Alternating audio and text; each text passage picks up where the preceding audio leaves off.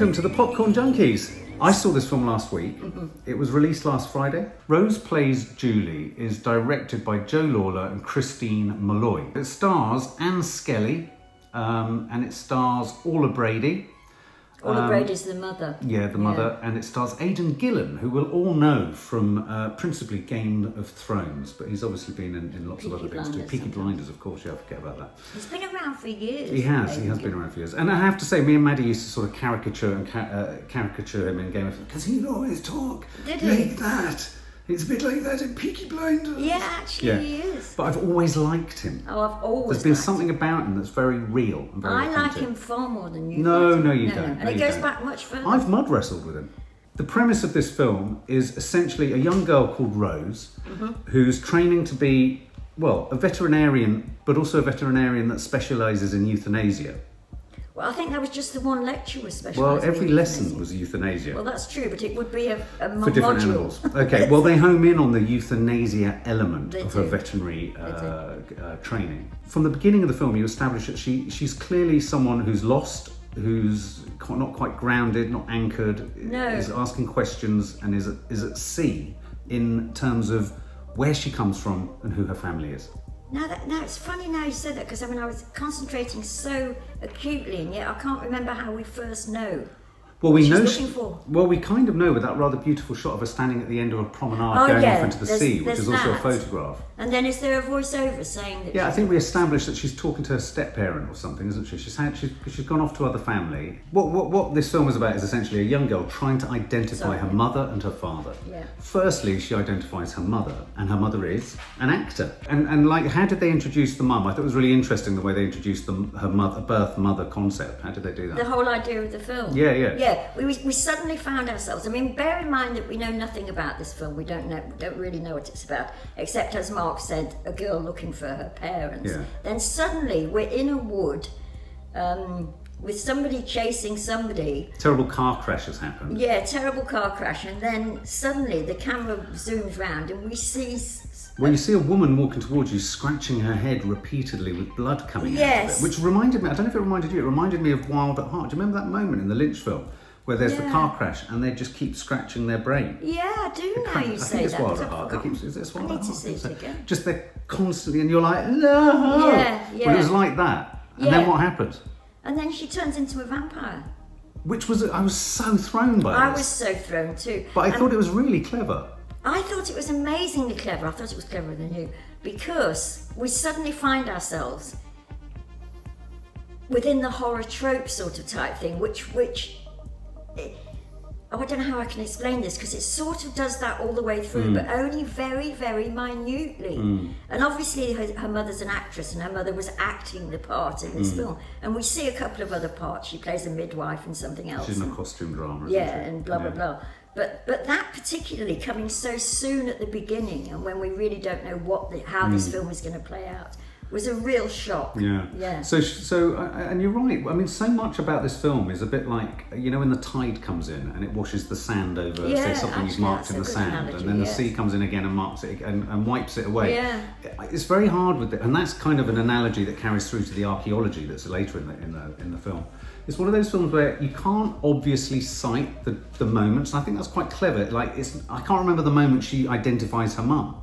I just know that she finds out where her mum is. Yes, yeah. And also she identifies who Aidan Gillen is. But it's not a precise moment again. And so this film really cleverly shifts between the reality of what she's looking for in her life, but the poetry almost of how that's playing out in her head. Yes. It's quite abstract. You know, we often go to sort of just the camera work and the shots and the music are working very gently but persistently in the background to take you into a dreamlike place. Absolutely, and her face is very sort of... Incredibly. Didn't you think she was like Jodie Comer?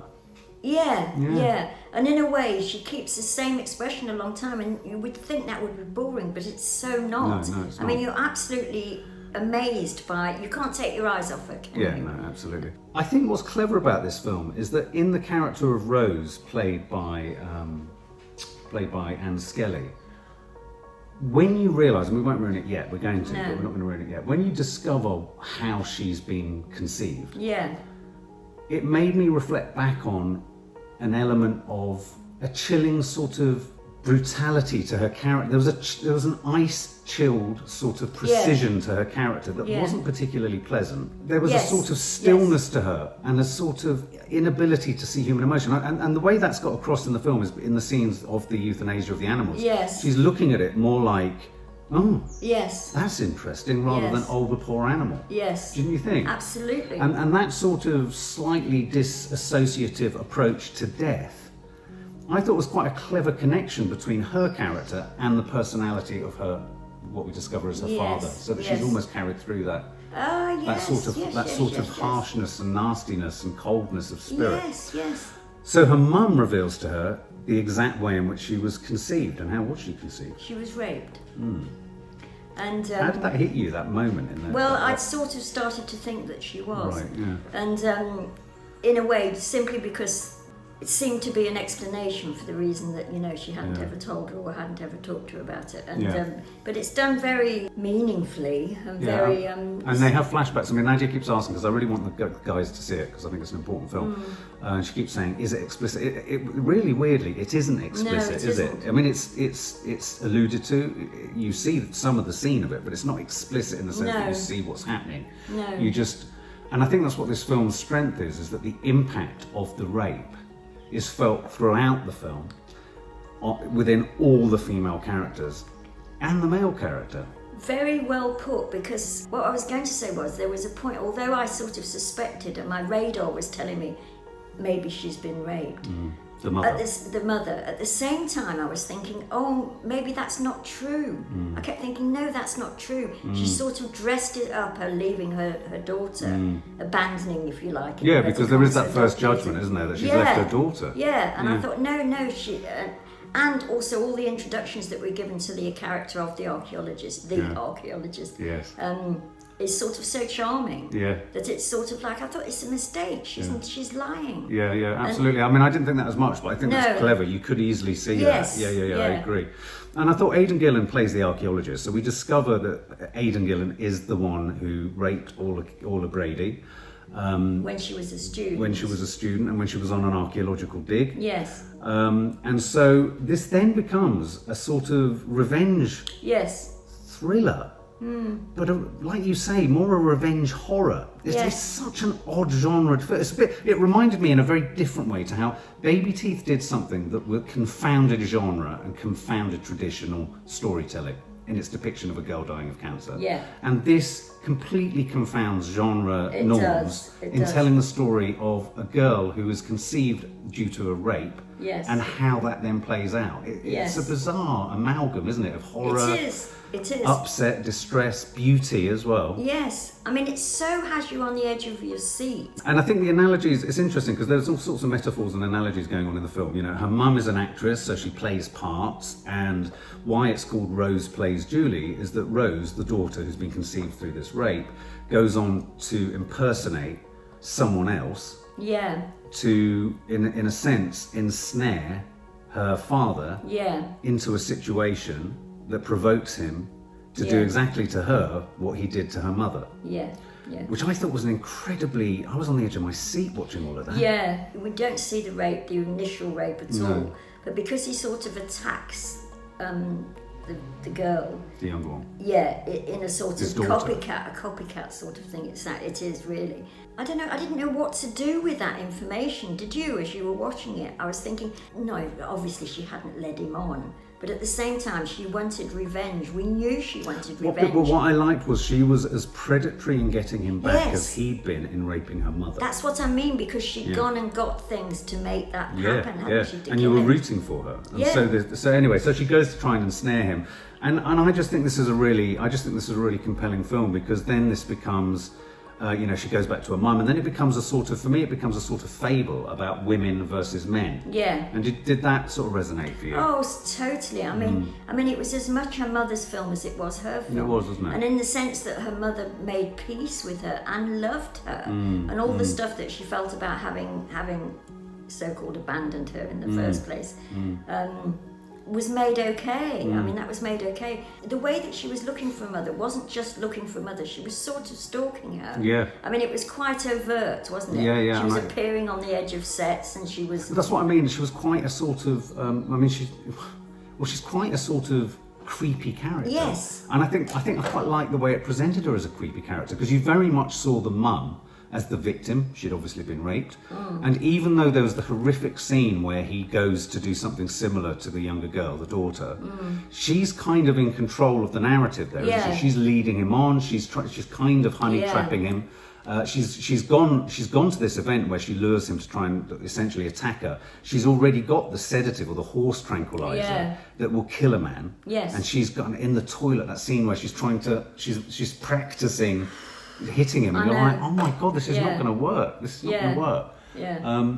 And so you had this distinct sense that something awful, ghastly this way comes. Yes. And going back to the metaphors, digging up archaeology, she's digging up the past. They didn't ache, those analogies. I think the metaphors didn't ache for me. I thought they could have done. No, they didn't for me at all. The deer. I was just going to say. Do you think the deer? I mean, I don't know what it is about animals this year in films. Pigs. Yeah, there's deers. one coming up with the lamb. But the deer skin, deer skin was another one. Oh, deer skin, yeah. We never reviewed that, did we? No, but there is a sort of scene where, you're actually in the body of the dig, where you go in and dig, and a deer gets trapped there. And Aidan Gillen, as the professor, has to come and kill it for the family that's standing there. And there were sort of moments, even in that, where there's a family at the top of the thing, and then the girl turns around and looks, which is a proper trope of a horror film. She's got a strange face, and she's looking really intense. Yeah, there were moments of the family at the top of the drive in Us, when they're just standing there. They were like that, weren't they? I even thought the metaphor of the deer was so much as, he was saying the deer can kick up the ruins and then it destroys the evidence.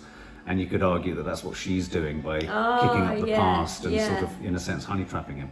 And then, without going into the details of how they do it, they essentially honey trap him again, don't they? Mum and daughter essentially conspire to get him in a car at the place, the scene of where he raped the mother, or just by it in a car. Yeah. And I thought one of the most powerful scenes I've seen in cinema this year unfolded between the mum and the rapist. And him. Also, I don't know how important this is, but it was sort of confusing me, but also absolutely entrancing me, was there's often sort of like gaps in the narrative, in a sense. Yeah. So I don't know how they got the mother and him in the car together. I didn't sort of see that little bit of action. But suddenly they were talking in the car. The revenge had been transferred from the girl to the mother, to the point where at some moments, Mark, I sort of thought, is this supposed to be a sort of metaphor? It's just one person. I do. I think it is. I think it's a metaphor for women. I thought that was really clever. I thought they could have been one and the same person. They could have been every woman. Yes. And he could have been every man. Yeah. And I thought what was really clever about his performance, and in this crucial scene where ostensibly we're going to give it away. She slams the syringe into his leg, full of the drug that will kill him. Will euthanize him like an animal. I think that's what I thought. All the veterinary scenes were so brilliantly executed, no pun intended. But you know what I mean, insofar as equalizing him or drawing an equivalence between cattle, livestock, and man, bull with a bollocks and a what have you. Right. No. But I like that. It was a sort of reduction of the rapist to just what he is. But even when she smashes the thing into his leg, and then there's a pause where we know. She knows, and he knows that when that syringe is pushed down, he's gone. Yeah. Except there isn't just a pause, they fight like cat and dog. So in that moment, the mother goes to kill him, basically, with that one stab. Then there's this stop. It's literally like a sort of, I was absolutely gobsmacked. He stops stopping her, and she stops. So the syringe is stuck there. In his leg, with in it what will kill him, and he knows that. And then he says just one line, doesn't he? Which is, how do you think it feels to be in my head? Something like that. Something like that, yeah. Okay. It's very slightly slurred. And then it's done. I hate to say it, but And she injects him. Yes. And I thought that moment, there was, I don't know what I feel about whether someone who's committed a terrible crime and wrong can get, what's it called, salvation. Yeah. I don't know how I feel about that. It's very religious. Redemption. It's a very religious thing. But part of me felt that he had some element of peace. Yes. In accepting her judgment. Yes. And her punishment. Yes.